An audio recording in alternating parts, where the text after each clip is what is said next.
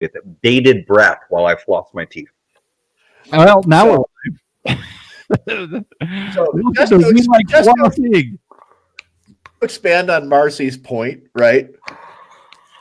So, when I have a brew day, I go behind the bar and grab a size glass that's dried so that I can pour yeast in it and then pour it into the beer. I need to, for each recipe, there is a certain amount of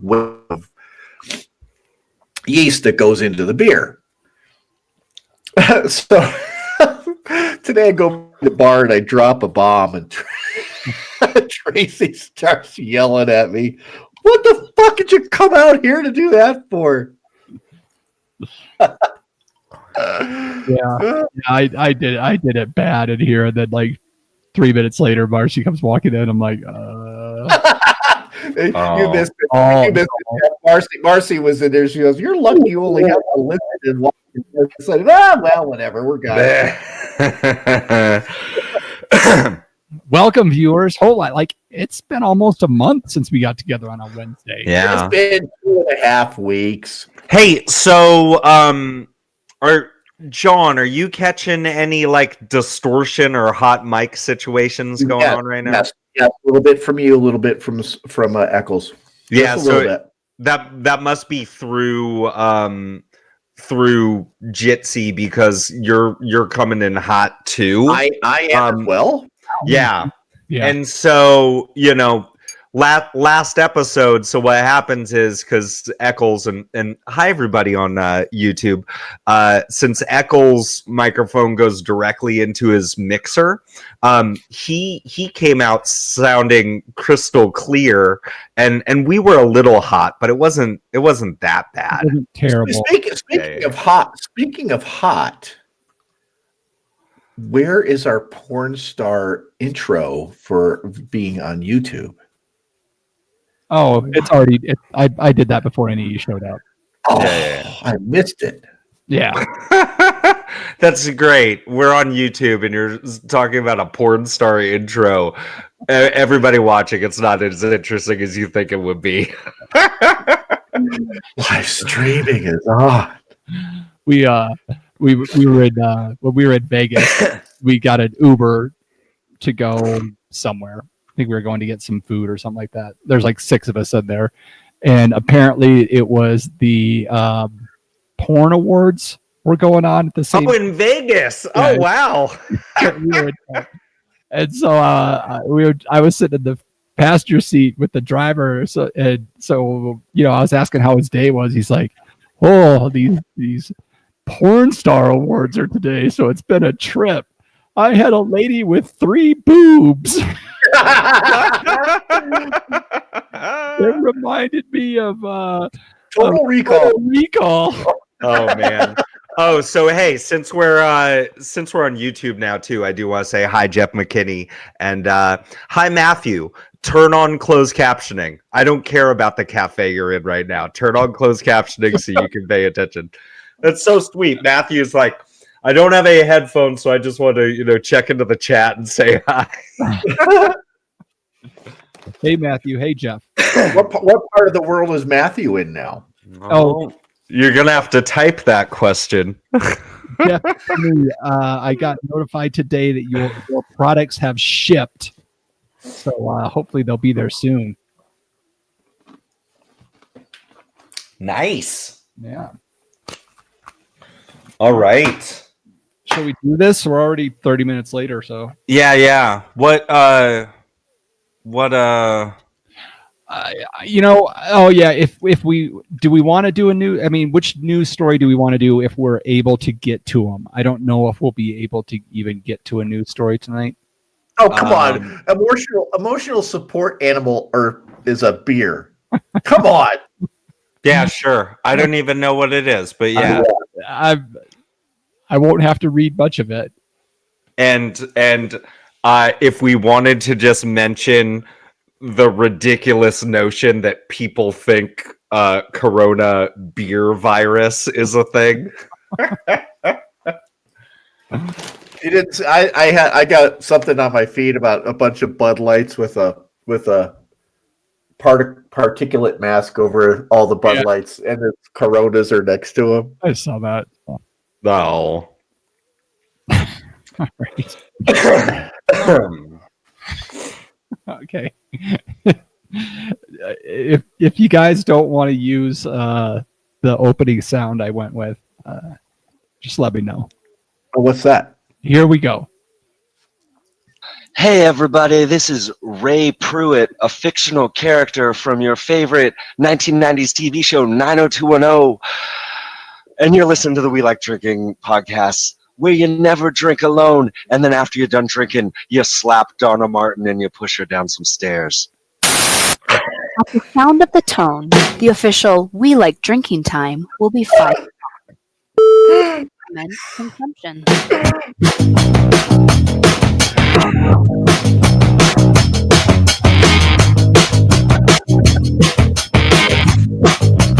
One, two, three, four. This week on episode 264 of the We Like Drinking podcast, we'll be discussing the We Like Drinking West Side Tour, flu fighting, and we're all drinking reds for our monthly testing episode. So crack open your beers, uncork that wine, and let's get drinking!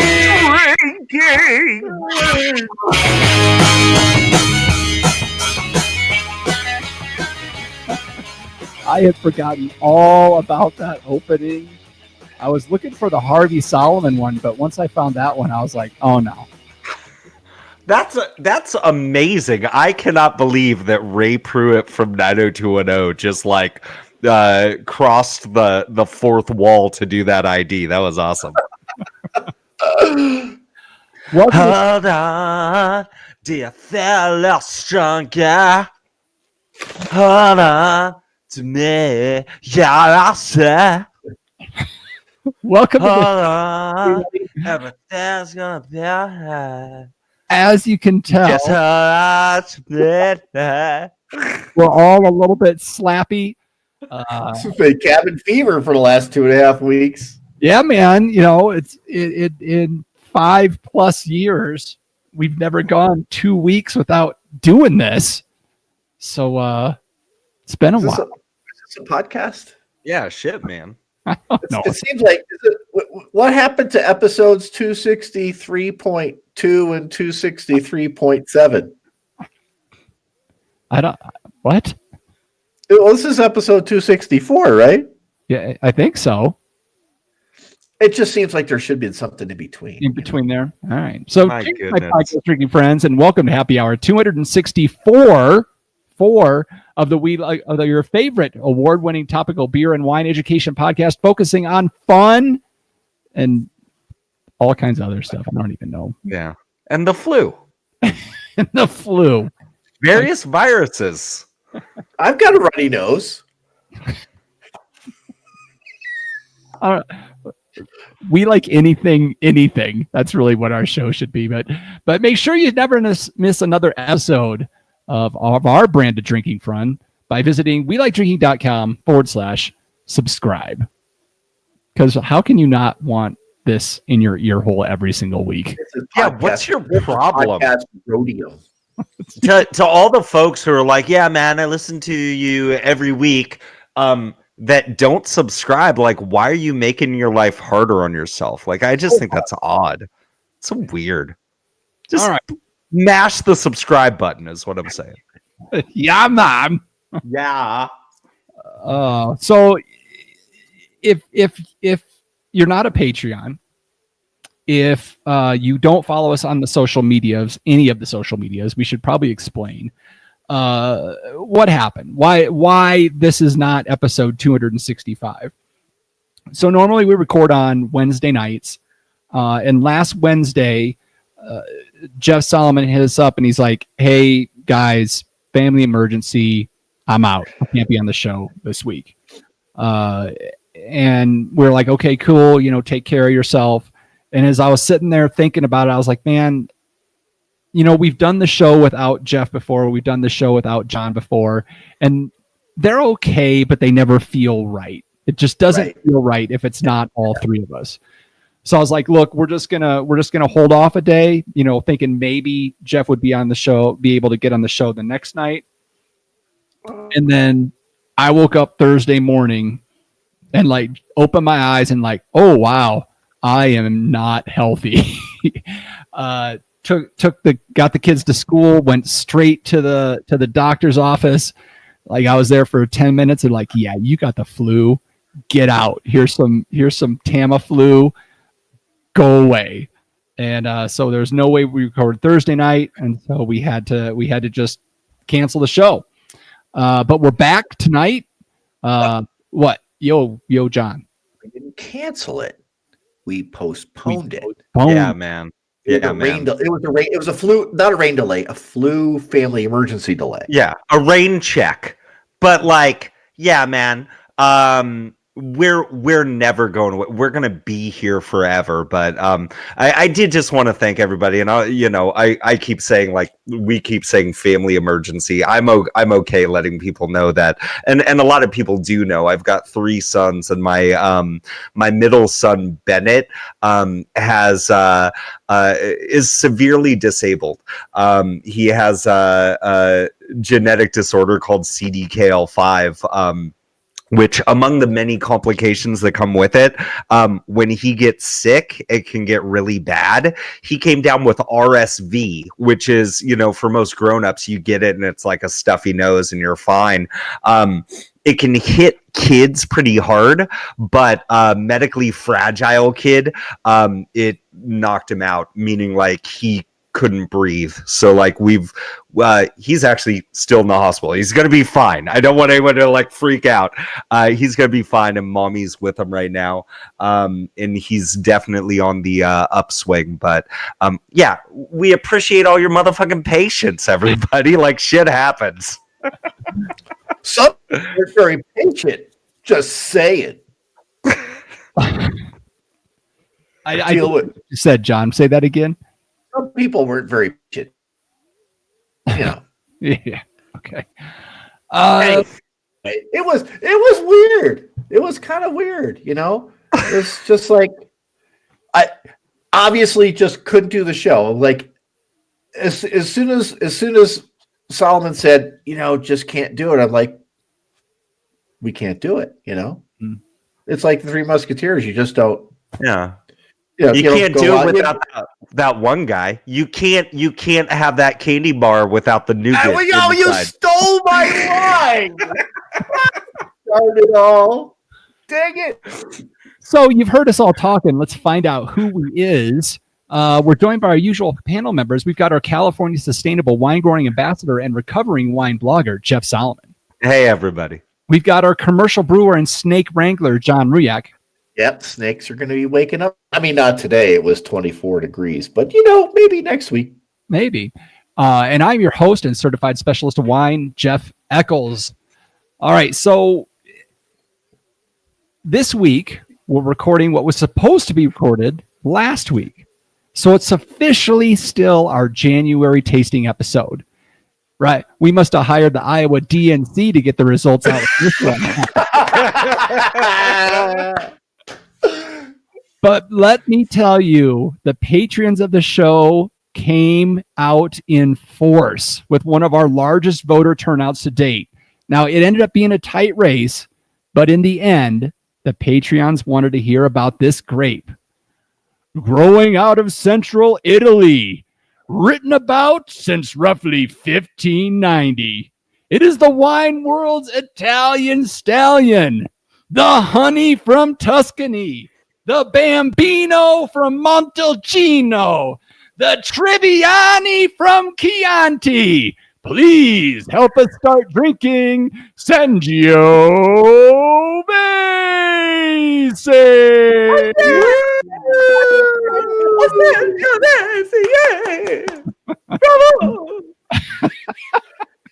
How's that go, Jeff? Okay,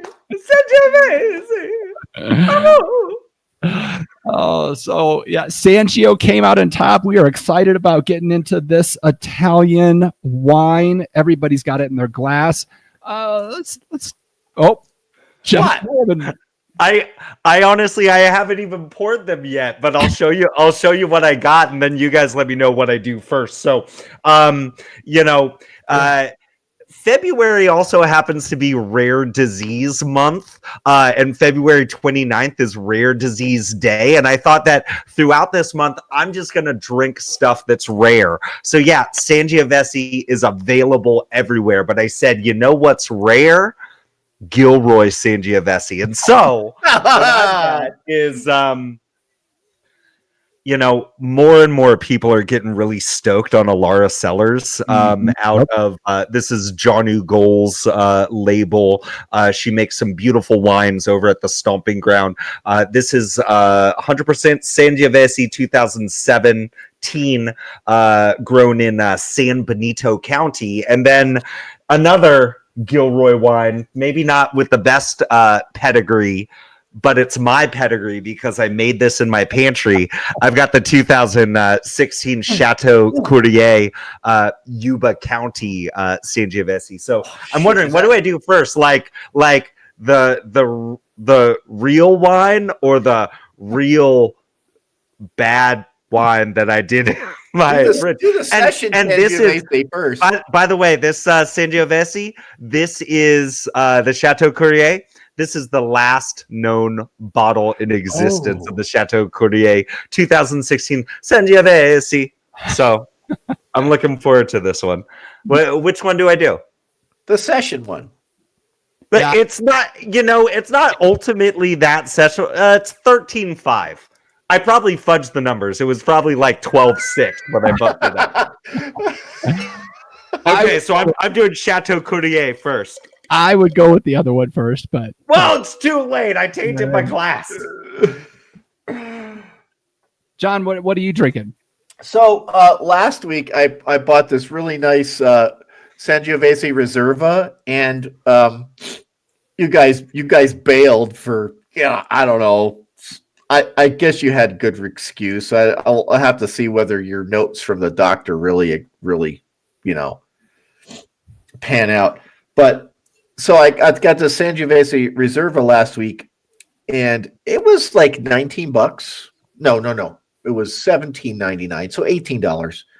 And Sharon and I popped it open on Saturday, and it was really acidic, super acidic, and she couldn't drink it. Oh, okay. I ended up finishing it over 2.5 days. Thought you were going to say hours. No, well. We weren't podcasting that night, so I didn't finish it in one day. But I went and I got that at a large big box wine store that will remain unnamed, and had trouble pointing me to the Sangiovese section. But I went to another place here in Albuquerque called Jubilation that's really nice, and I've been there for beers and stuff. So I got this another Sangiovese they had it on sale for $9.99. It's a 2015 Sasso Regale. Okay. And 100% Sangiovese. And I think Sasso Regale has something to do with like wild boars, because there's an image of a wild boar up here. But it was only $9.99, and they had a couple of cases of it. And where's that one from? It's the gentle hills of Maremma. Okay. Caressed by sea breezes and constant sunshine. Can I see that label again? How's that? Okay. Yeah, Sassarigale. So, I know that cinghiale means wild boar in Italian, so that might be like a play off of that when you're talking about, yeah. So it says Toscana, so I'm guessing it's a Tuscany. Yeah, Maremma's in Tuscany, so nice. But it doesn't say. Yeah, okay. It doesn't say what. Chianti doesn't say anything like that on it, right? No, I specifically stayed away from Chianti, which I know was basically Sangiovese, but I wanted to have something that was specifically labeled 75% Sangiovese or better, and this is 100%. So okay, cool. Excellent. I also went to Italy. I don't think anybody is surprised by that one. Technically, I'm drinking Brunello, which is a clone of Sangiovese, and I am going with a Rosso di Montalcino. This is the Il Pigon. That's what I am drinking. Oh wow! Ooh. Nice. Yeah, I was I really wanted to get a Brunello. There was one that was only $176. My wine but- shop. Oh, so you went higher.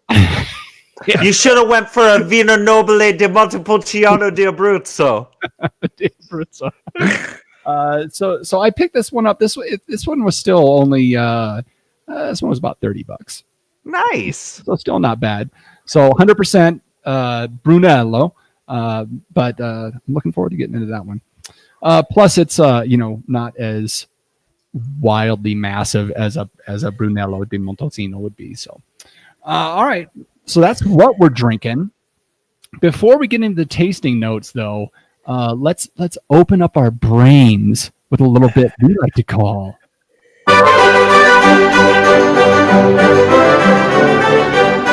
So now, before John says anything, I think we need to make a group decision here.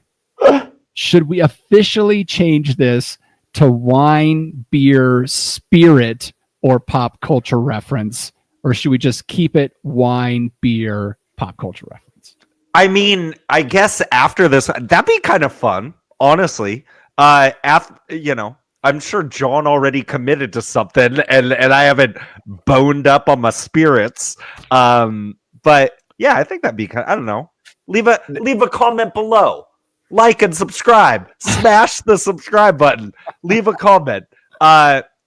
Patrons, reach out. You're the producers of this show, so you tell us. Should we throw spirits into it? What do you think, John? I have no problem with that whatsoever. Kind of fucks me up for tonight, but geez. All right, take it away, John. Well, yeah, you completely ruined my timing by not letting me spit out wine, beer, spirit, or pop culture reference at the end of the music. But I'll say it again. Wine, beer, spirit, or pop culture reference. Good job.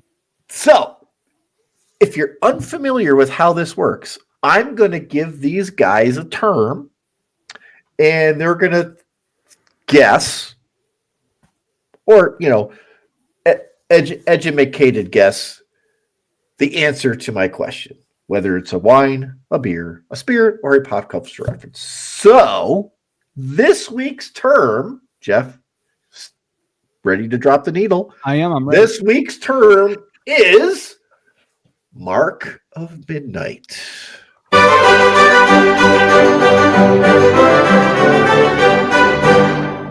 Mark of Midnight. All right.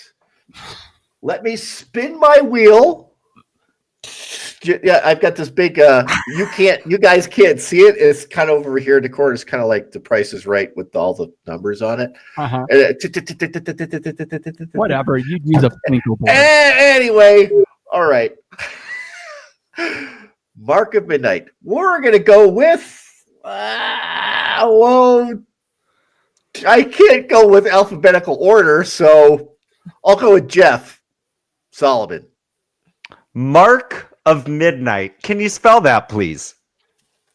Capital M-A-R-K, lowercase O-F. Third word, capital M-I-D-N-I-G-H-T. Mark of Midnight. Okay. You know what this is? This is a pop culture reference. It's actually it's weird because there's a lot of things that we think of as like American folklore that have really come from we've taken from other cultures and a lot of times in America we talk about the story of like the werewolf at midnight that comes out under a full moon, right? But the real original werewolf was actually a wild boar running around in Tuscany. It was a guy named Mark, which was short for Marcello, and whenever there was a full moon at midnight, Marcello would turn from like just a mild mannered florist to this wild boar known as Mark of Midnight. What was crazy though was he wouldn't like attack people or anything like that.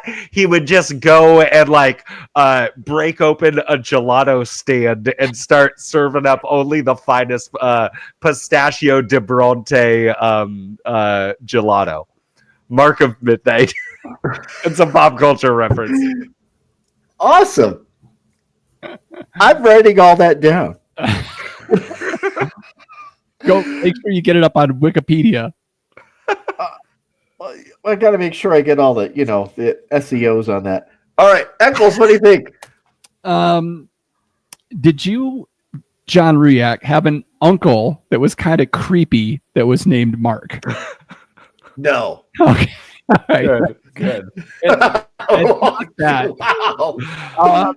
I was kind of going the same route as Solomon there, that the Mark of Midnight was some kind of wine reference to something to do with Sangiovese, some kind of blood of midnight or blood of the moon or something like that you're going to go with. So I think I'm going to go along the same lines as Jeff, but I'm going to say it's a wine term instead of a pop culture reference. Well, what kind of wine term? Is it the name of a wine? Is it a wine movie? Is it a... I think you may have read it off the back of your wine bottle. I think we've all just devolved down to looking around our room for something when it's time for us to do this bit. Okay. All right. So, are you guys ready? Yeah. Oh, yes. All right. So, I had a really tough day at the brewery today. I started at 7:30 this morning. I got home at about 5 minutes to 8. It was too ambitious of a day. Everything that could go wrong did go wrong. Sometimes it went wrong twice. And I did have my thing, my home done for this halfway through today when I said, holy shit, I've got to come up with this. And what Mark of Midnight is it's a beer term. And that's because it's a beer that I drank yesterday. Mark of Midnight is a Russian Imperial Stout from Tumbleroot in Santa Fe. And you guys know that I'm not a big fan of barrel-aged beers, but they aged their Russian Imperial Stout in Maker's Mark bottles. Ooh. Maker's Mark barrels. Oh, okay.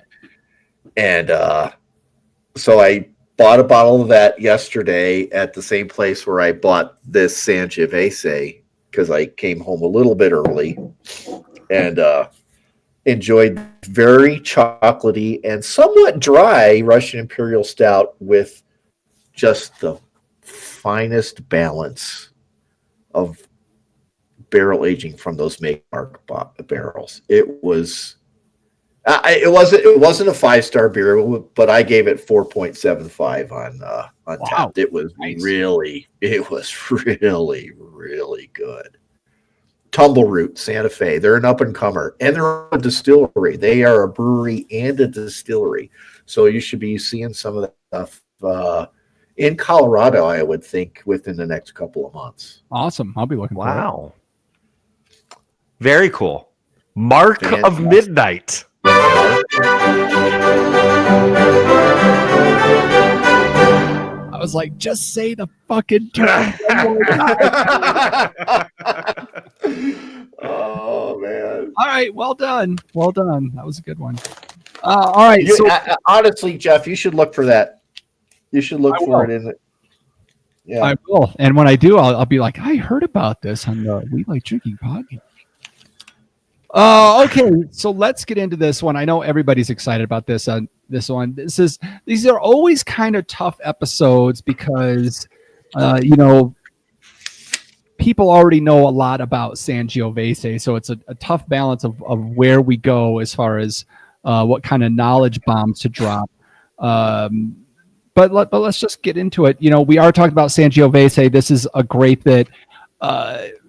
I mean, we do have some in the United States. There's some grown in other countries, but really, the heart of mark for Sangiovese is going to be in Italy. Is going to be in central Italy, in the Tuscany kind of area and surrounding area.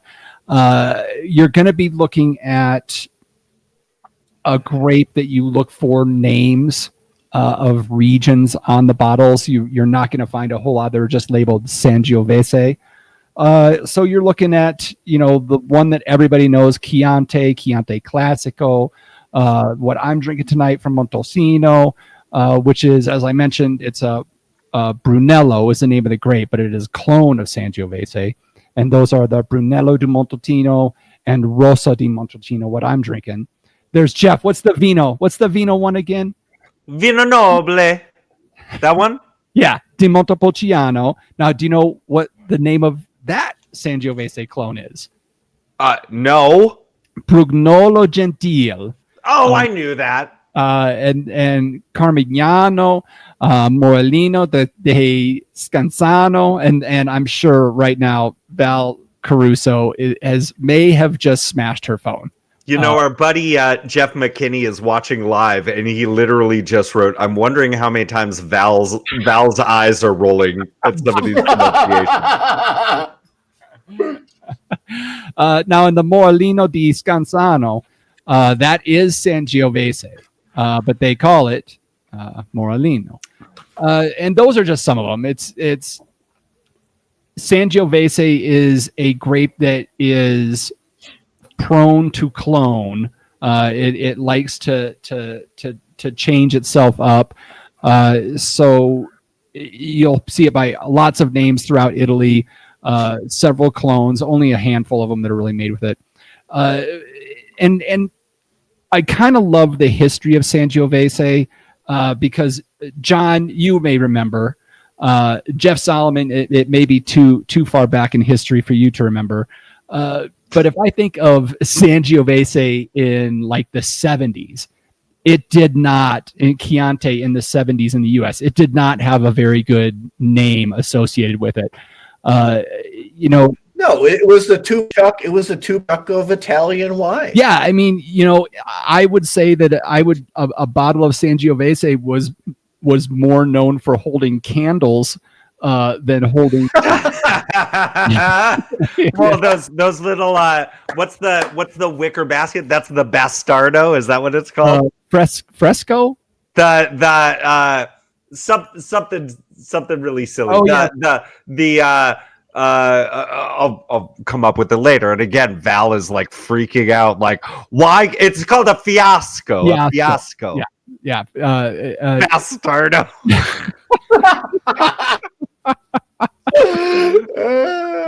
That must be what it's called in Spain. Yeah. The fiascos were those the wicker wrapped bottles, and just not good quality wine. And it was because it was quantity over quality. And Sangiovese is not a grape that does well at volume when it's grown. This is a grape that for it to be well made, it needs a couple of things. Location is critically important. Where it grows, the soil type, the sun, that is all very important for Sangiovese. And acreage, or how much volume you're getting out of it per hectare when you're growing it. It has to be contained in order to get good juice out of it. And so are you talking about close rows, wide rows? No, I'm talking more like cluster, like keeping the vigorousness of the grape, of the vine in check. So you're going through and pruning a lot to make sure that you're not letting it grow out of control per vine. Okay, so you're taking the canopy off of the cluster, so you're making sure you're pulling the leaves away from and getting It's more sun like onto John, the that's a fruit? separate thing. It's more like honestly like thinning the amount of berries per vine. Oh, I see. Because you can easily concentrating the effort into fewer clusters. Yeah, it's kind of in a way like you might think about like Chardonnay in the Central Valley. Like you can get a whole lot of juice out of one vine if you just let it go, but it's not going to be as tasty. And so that is an important thing. You gotta, Sangiovese is gonna be what you want it to be. If you want it to taste like a super like stemmy and green wine that you made in your basement without any thought, you can do that. If you want to make it like a beautiful like high-end boutique wine, you could do that as well, right? And when you think about the grape, it makes sense because Sangiovese is high in tannins, it's high in acidity, and medium to full body in the wine. So if you let this grape grow out of control, you're pulling in highly acidic, highly tannic wine with a lot of diluted juice, and that's exactly how the wines will end up tasting. They'll be thin, they'll be acidic, they'll be bitter, and you just won't have very good flavor. And so the 70s was all about that. There wasn't a lot of quality. And then growers and winemakers started to put effort into controlling those things through the DOC, through the DOCG. This is when you started getting the first Super Tuscans coming out, where winemakers said, forget the Chianti DOC rules of what I need to blend with this. I'm going to take Sangiovese and I'm going to blend it with Merlot, or I'm going to blend it with Cabernet Sauvignon. Said, forget getting the classification of DOC. I'm just going to release a table wine, and the next thing you know, the best wine's coming out of Tuscany. And so everybody kind of had to catch up. So I think it was around 1996 is when more of the new rules came in for what you're looking at with a Chianti. And this was going to be 70% or more Sangiovese. Where is the blend? 5 to 10% Caniola, Colorino, and up to 15% of Cab Sauv or Merlot can still be in there. They still allow up to 5 to 10% of Trebbiano or Malvasia, which is a white grape, but you don't see that a whole lot. Jeff, anything you want to add to this? I've got more, but I didn't know how much you wanted to add. I mean, you just let it fly. I think that's great. I think as deep as we can get with that, I think what a lot of folks think about with Sangiovese is it's just this beautiful, like food-friendly wine. And depending on it, it's either food friendly or food mandatory sometimes when you're drinking a Sangio. Especially as I don't want to preview too much, but when you make a Sangiovese in your pantry, you get the high acidity and you get the high tannins, and then you need like a steak or something to bite into to like juicify the situation, And one of the things, because it's grown in so many different areas of Italy, and with so many different grapes that can be blended in with it and everything else, there's a lot of variety you can get in what you can expect out of a Sangiovese. A base Chianti is going to be wildly different than a Brunello de Montalcino. But there are some constants that you can expect out of a Sangiovese. Tart red fruit, especially sour cherries, you can look for. As we mentioned, high acidity, high tannins, medium to full body.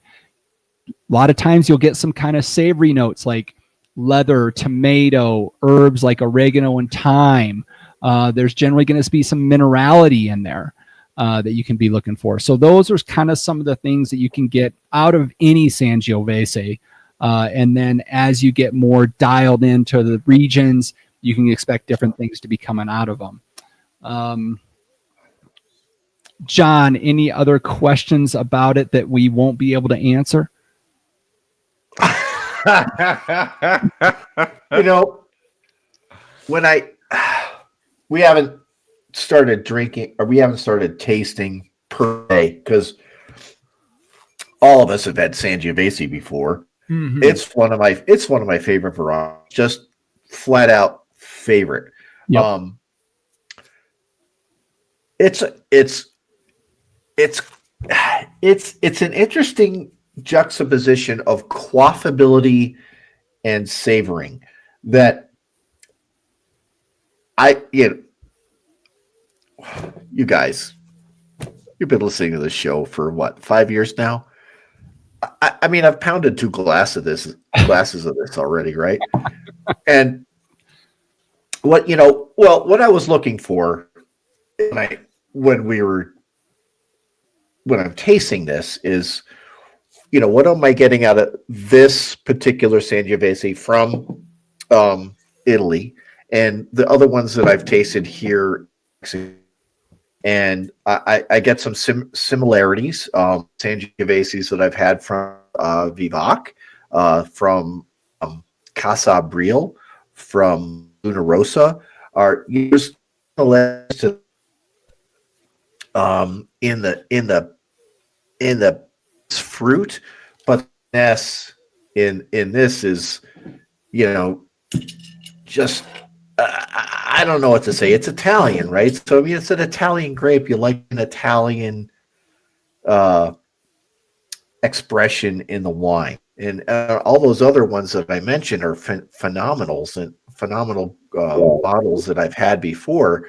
But I'm really digging this, and the fact that the one that I had that was $18 does not remotely compare to the experience that I'm getting with this $10 bottle.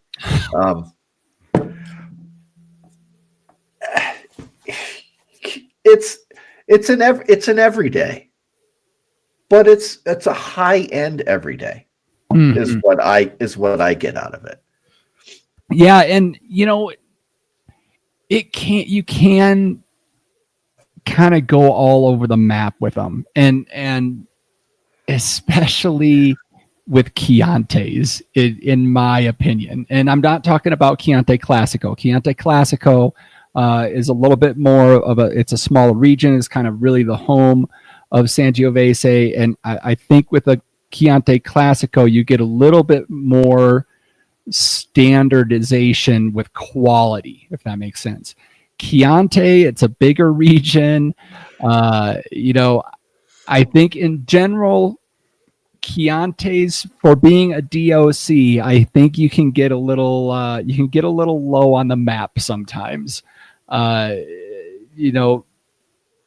general, I think a bad Chianti is still going to be tasty. You're still going to enjoy it, but I think quality levels can vary widely in Chianti wines. I'll probably get some hate mail over that one, but Jeff, I don't know if you have any thoughts on that one. Or yeah, I think it's fair to say, I think that I want to say honestly, like when it comes to Sangiovese and when it comes to Chiantis and Chianti Classico in general, it's like price isn't always indicative of quality, but with Chianti it is. I mean, if you're gonna buy a $3 Chianti at Trader Joe's, like you're not getting the best stuff, and so I think it's fair, when it comes to like if it's just labeled Chianti, if you can find one for $15, it's probably going to be more up your alley, right? When it comes to Chianti Classico, $10 to $15 might be an entry level, but really you'd want to be getting into that like $20 to $30 range to really find something that you'd be excited to do a podcast about. Yeah. And then, Jeff, you mentioned it at the very beginning, so maybe we just close out and get to the tasting with this part. But for me, when I think of Sangiovese and food, if it's red, you're good. So if it's a red meat sauce with some pasta, if it bleeds when you cut into it, I think in general you're going to be pretty happy with the pairing. Now I'm sure there's some white sauces that you can find that will go good with this, but because of the tannic structure of Sangiovese, because of the acidity, I feel you can just throw some weight at this with food. I don't know. I think to me, my particular bottle is a lamb. Yeah, so I can see that this, especially if you've got like a more herbal play. What I might also think is like, how sometimes you're at one of them fancy restaurants and they make things even fancier because they've got like this like blistered cherry pan sauce that they add to the plate. Any meal that you can think of that would be livened up with something like that is going to go great with any type of Sangiovese. I am just off the top of my head right now, I'm thinking about like some tea smoked duck. I think would be delicious with some Sangio. I think something that's a little bit gamier would be nice. And even though I know Cornish game hens are not actually gamey, I think a Cornish game hen would be kind of nice right now too. Sure, with an apricot glaze, but because Cornish game hen it's not a white meat, it's not a dark meat, it's kind of in between. It's a juicy mofo. That's what it is. Yeah, it is. Yeah, it is. All right, excellent. Thanks for that discussion, guys. Anything else to throw on top of that pile? Am I supposed to taste this after half the bottle's gone? Nah, you're good. You just ramble some more. Like every time we've gone to John, it's the rambling episode from John Ruyad. Well, I have to. This gives me a good intro because I have to apologize for our last episode when I just went off on eminent domain. I get very upset about infringement on personal rights, and if you couple that with the fact that what were we drinking? Gin and grapefruit juice. My wife, you have to let me explain. My wife pointed out that grapefruit juice is not a really good match for my blood pressure medicine. Probably not. Oh, God, no. It's not. Everybody, now's a great time to smash the like and subscribe button. So the fact that we were talking about infringing on personal rights and I was drinking gin with grapefruit juice in it my blood pressure, that's my excuse. My blood pressure medicine was off. I was drinking gin at the same time we were talking about personal property rights, Anyway, okay. What does that have to do with the fact that my bottle's half empty already? Well, hey, Rambles McRamblestein, what's in your glove? Or let's get to your tasting notes. All right, so the problem is Sharon wants me to savor this wine for tomorrow when I'm gonna be in another meeting. I'll savor a glass. So anyway, the color is just phenomenal. I was just really nice, clear ruby, dark ruby. The nose is it's the dark cherries. I get a little bit of leather, which leather and tobacco are my absolute favorite aromas in red wine. But it just like boom. If I smell that, I know I'm gonna like the way it tastes. I've never been disappointed in that. Do you want me to taste it now? Yeah, go. Even though I've already had 2 glasses of it. Yeah, man. And you know what? When you were talking about the classic characteristics of Sangiovese, the dark cherries, and you know, I knew when I first opened this up and I tasted it before I even actually came here back here to do the show that we were going to talk about this dark cherry play on the wine. But you mentioned something about oregano, and I'm like, oh, I was tasting, and it wasn't a suggested thing. It wasn't that it's like, oh yeah, that's what I tasted before. So this one, like Solomon said before, if it's herbal, it would be great with lamb, and that's why I'm like, oh, this would be great with lamb because I know I was getting those oregano and not so much the thyme that we talked about, but more of the oregano and the dark cherries. So for me, this is, it's three or four flavor aroma components, which is about where I max out. And if you've been listening to the show for 5 years, you know that. But just, I am so happy with this $9.99 bottle compared to the $18 one that I purchased earlier in the week. This is just phenomenal. And I was a little worried that this was a 2015 in a Sangiovese. So now this is 4 years in the bottle. I was worried that I was going to get a little bit of fall off because it's not a highly tannic wine. You're not wanting this to be in the bottle for 5 or 7 years, but I don't sense any fall off of the flavor of this at all. Nice. Awesome. Jeff, how about you, Gil? Are you still on the home? You know what I'm going to do is I will give you my really quick and dirty notes on the Chateau Courier, and then I'll just go right into the Alara Cellars because I think that's what everybody really wants to hear.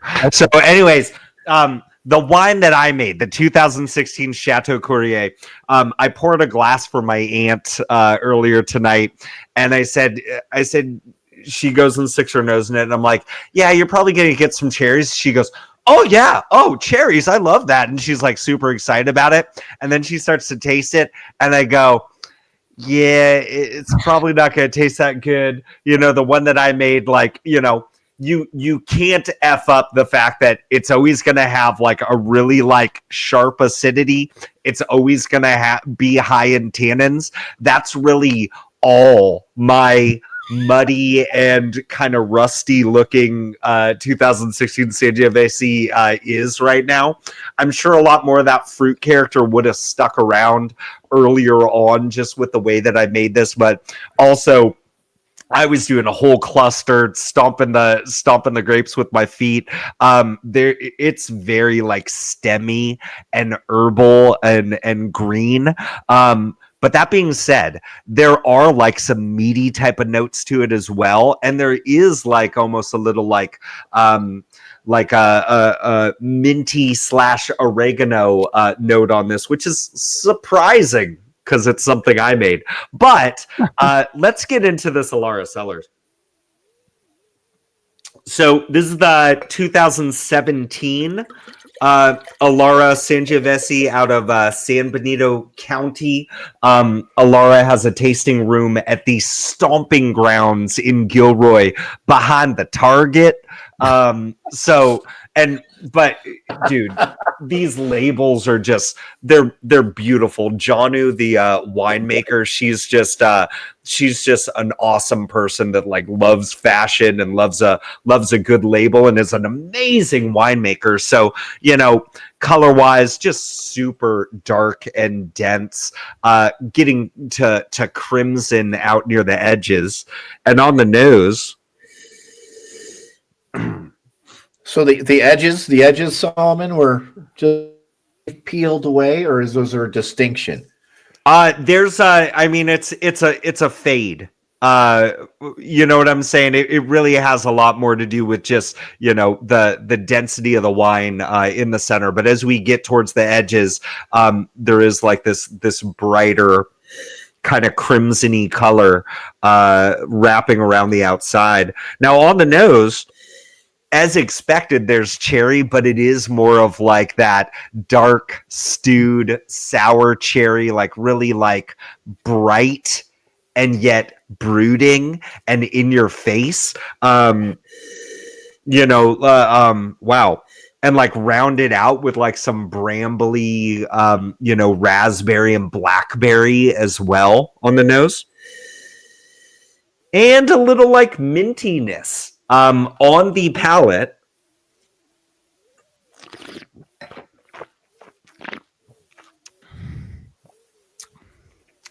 God, this is everything I wish I could make in my pantry.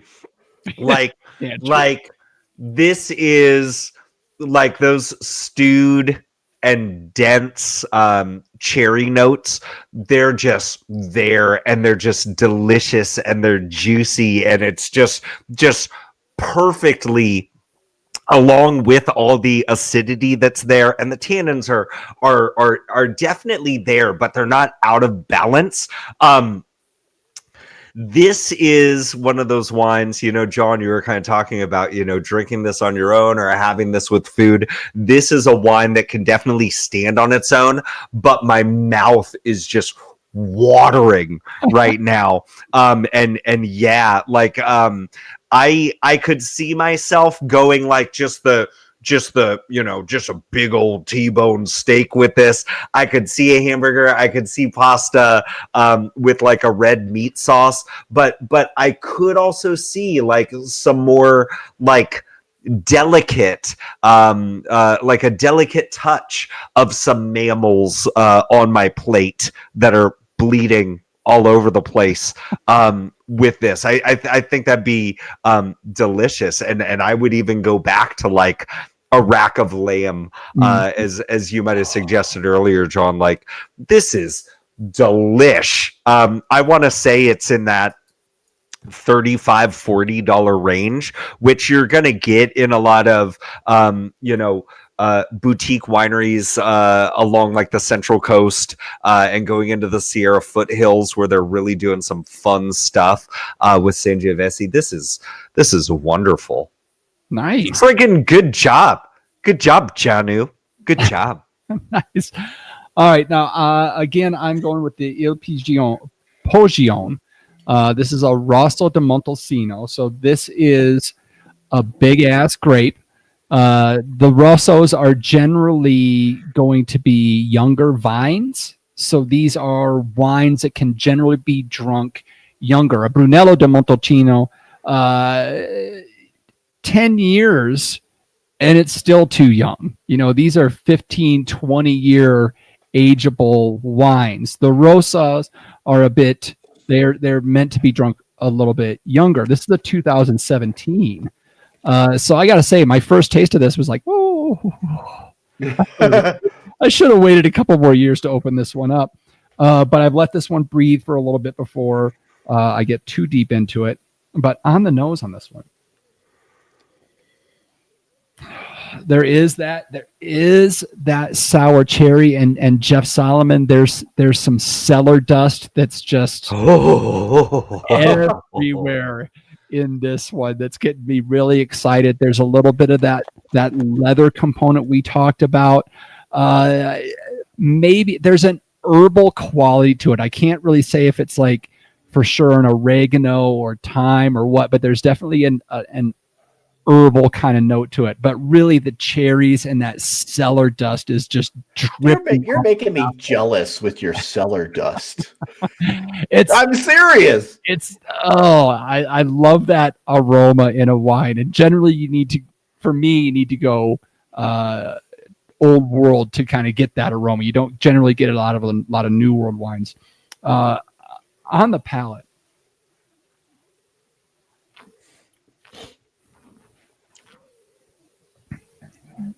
oh my God. It's so juicy. And it's so sour cherry fruity. Like, those little red sour cherry balls you get at like the gas station for like $1 a bag. That's just like, it's just bursting with these sour cherry notes. And then your mouth just dries up like a mummy from all the tannins. Everything out. but the acidity is just filling it all up with saliva that's just so it's running over the dry beds of a desert that is your mouth from the tannins, and it all tasted like these beautiful, juicy, tart, sour cherries. And then you blow out, and all the dust from the cellar comes blowing out of your mouth. It's like the Mummy. You know what? Where's Brendan Fraser when you need him? Is this? Are you sure this wine isn't being marketed to children? Because you just described like the ultimate Halloween candy right there. And it's sour, and then I was breathing smoke like a dragon. And this is the thing about tasting, folks. Like I've been sipping on this the whole time, but I've been sipping on it. I've been just in my mouth, swallow it, get some flavors, but not a lot. But this one, I took the sip and I just pushed it everywhere throughout my mouth, and so much more flavor just came alive with this wine. And it's important to remember sometimes when you're drinking your wine or your beer, roll it around in your mouth for a little bit.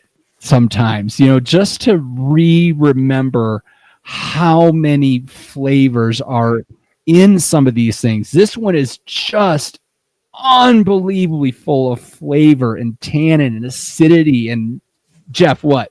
If I can just bring this back to when I was a teenager, a movie called Silence of the Lambs came out, and Hannibal Lecter, the first time I ever heard the word Chianti, it was from Hannibal Lecter saying he ate this guy's liver with a nice Chianti, and then he goes, and I think Jeff Eccles is saying he wants everybody to do the Hannibal Lecter when they're drinking, like just rolled around like. Yes. Oh my goodness. Okay. Oh, I was just, when you guys pull it to your nose and you're talking about the things that you get, and I just I want to get that, but you know what I did get on mine was just a tiny little bit of shoe polish. Oh. Which I thought was really cool. That's fun. All right. It is fun. It is. That's why we do this. Hell yeah, guys. I think I need to go get another bottle for my wife. Well, it was only $10, so it was a long day. Yeah. Okay. So great job with that, guys. I'm glad everybody liked their bottles. We need to move on. We don't even have a bit for this. So, yeah, we do. Yeah, we do. We got a big announcement. So buckle up, campers, because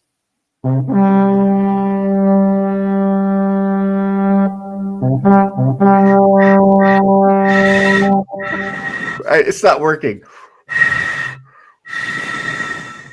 It's not working. I talked about it in our Sunday coffee. Are we 40 minutes in? Because I've lost all count. Patreons, they already heard this in our Sunday coffee with me. We started this show January 15th of 2015. And the three of us have never been in the same room together. And that all is changing in 2020, and it is changing in April of 2020. And we are here to announce that the We Like Drinking podcast is going on the road, and we are going to California. Woo! Going out west where I belong. You're not going anywhere, Jeff Solomon. Oh, I'm gonna stay put, but everybody's coming out.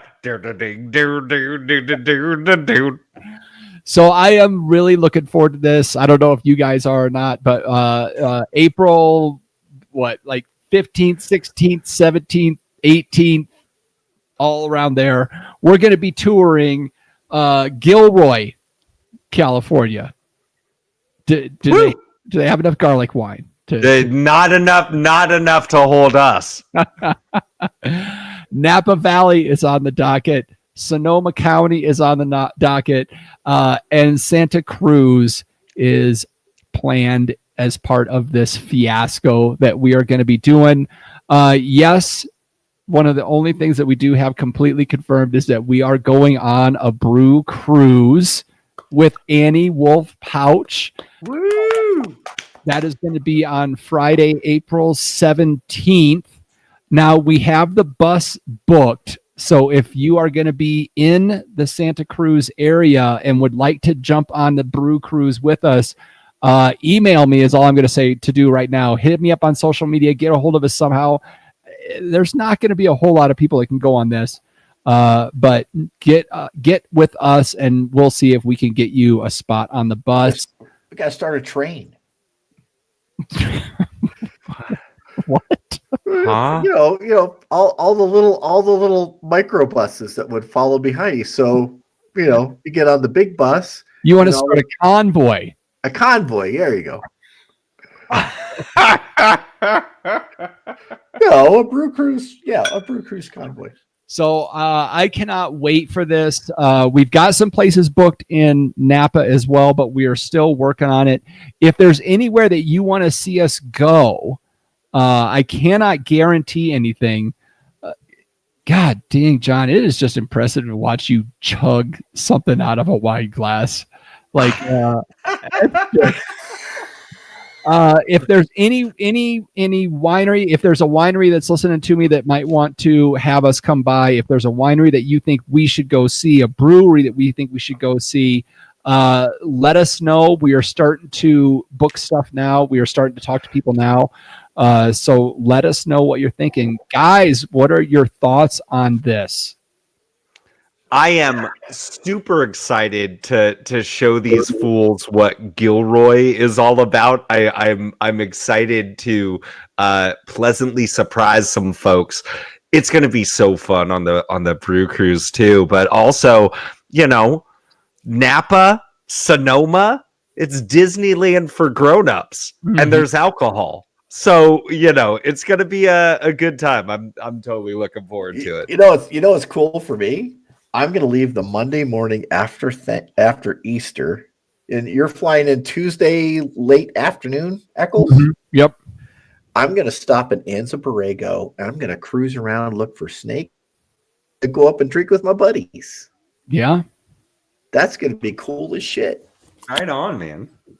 Cannot wait. So we will keep everybody updated as it gets closer with kind of some of the stuff that we'll be doing. And if you're not, if you're not a Patreon now, I'm telling you, Patreons are going to get a whole lot of backstage passes to what's going on. They're going to get a lot of the stuff that's going on behind the scenes that nobody else is going to see. If you're on our Instagram feed or if you're in our Facebook group, you're going to see more stuff. So make sure you're following us on those things. Make sure you're getting with us in the social spaces, and just be on the lookout. This is going to be a trip. It's hard for any of us to really wrap our minds around how.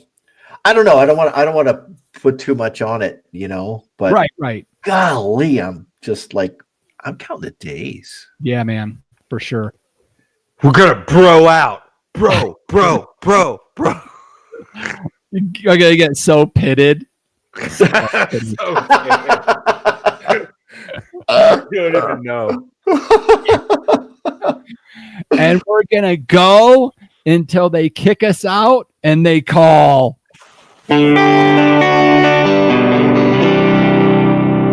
Last call. Last call. We're time to clean house and lock the doors. You know what we do here, folks? We're looking for a little bit of help from you. Follow us on the social media platforms. John Riak, where can they do that? Well, you can follow us on the socials, Twitter, Instagram, Twitter's We Like Drinking, Instagram's We Like Drinking 1, and then follow us on the private Facebook group known as the Tavern. Come, dudes. That was pretty awesome. Just switch the handles and we're good. Twitter, where we like drinking one. Instagram, it's we like drinking. Did I mess that up? I don't Close know. enough. I'm only 2/3 of a way through a bottle of wine. Jeff Solomon, if the people want to send us whatever, if the people want to let us know something to think about the show, where can they do that at? Hey, you're probably listening to us on your iPhone right now. So go ahead and in your Apple Podcast app, leave us a big fat 5-star review and let us know what you think about this show. Do you think maybe John should have less than one bottle of wine per episode? You can let us know. There's still 33% left. There you go. But yeah, Apple Podcast, leave a review. Come on, what's your problem? And if you've done all that and you're looking to do more, what we really need your help from is with our Patreon program. You can visit weliketrinking.com/pledge to find out how you can help us out there. This is simply where you give us a fixed dollar amount on a monthly basis. As I was thinking about it, as we're leading up to our big trip in April, the trip can be better, and it can be so much better. And if I know it would never happen, but if all our listeners from February to April gave us $1 a month, this could be the most baller trip that's ever happened. And all you'd have to do is give us what? $3. $3 to make that happen. Visit weliketrinking.com/pledge. Man, even if it's just for that 3 months, that could make a huge difference for what we're able to do. Think about how screwed up you could make us. Yeah, we should go. That's what we should do, is go change our current pledge amounts geared nothing for this trip. And it's going to take a shitload of money to make me do another beer mile, because I am undefeated. No. We reach a certain pledge amount. We do like a champagne hot tub like Beyonce. That's what we drag behind the bus. Exactly. Okay. All right. We're going to do that. So visit weliketrinking.com/pledge to find out how you can become a patron and see what kind of levels we could in. Wait a minute. No, I get it. No, wait a minute. This is it. What's that movie where the guys go in the hot tub and they go back in time? Where a hot tub turns into a time machine? Yeah, hot tub time machine? Yeah. So, if you do all those pledges and we get in the hot tub and drink champagne, we'll go back in time and we'll make all of you millionaires. We'll put all your money in savings accounts. We'll buy stock in the pet rock. Chia pets. You can also find the show notes for this. It's great that those would be the things we would invest in. That's fantastic. Pez. Give me all the Pez shares. You can also wait. You're saying there's a candy that you eat out of a cartoon character's neck? We'll buy all the Pez and get safety deposit boxes. Talk about a bull market. Come on, guys. We'll put all the Pez's from 1957 in safety deposit boxes for you. So when you get here today, it's only 60 years old. You can also find the show notes for this episode with all the links to the stories or mentions we had at weliketrinking.com/episodes. Oh my goodness. Thank God, before John finishes a bottle, it's the time of the show where I get to say, okay, panel, let's take one last trip around this table and get some final thoughts before we shut off the lights. John Ruyak. This is kind of strange, but I've been putting this off for a long time, and that is like YouTubing stuff to increase your skills. And okay. Yeah, I would just say whether it's for me, it's guitar, right? So I'm old, my ears are shot. I'm like, screw it. I'm not trying to figure this stuff out. Back in the day, I'd put the needle down on the record and I'd try to copy a lick, and then I go back and I do it again and again and again and again and again and again and again. And screw it. You can't do that with DVDs anyway. Just get somebody to show you. So whether it's brewing beer, whether it's making wine, whether it's cooking, right? Or learning how to play guitar. If you're looking for a skill, catch up with some people on YouTube. They will help you out.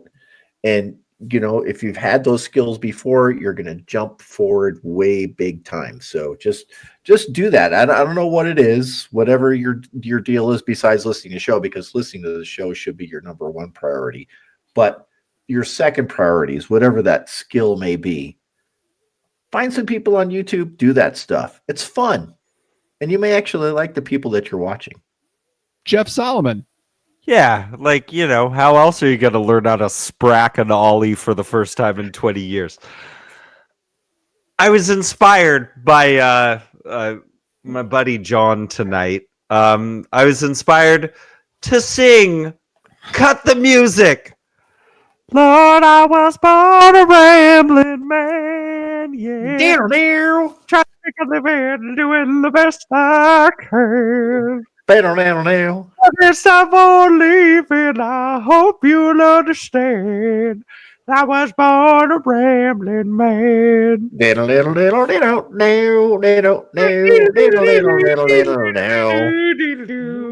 Okay, bring it back.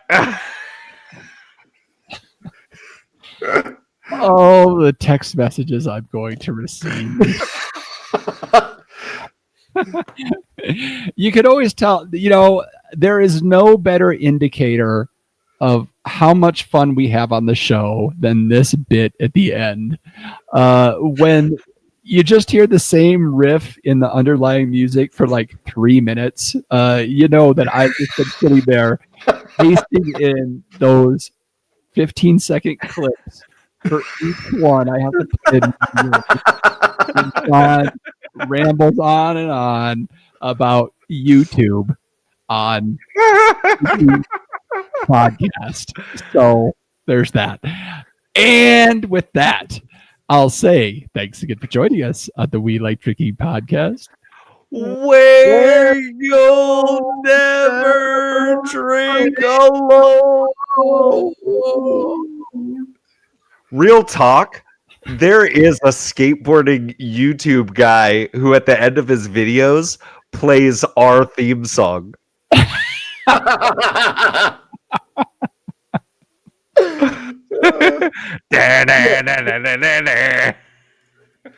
So he's got one subscriber. That's you. No, I don't know how I came across. I was like, wait, that's our song.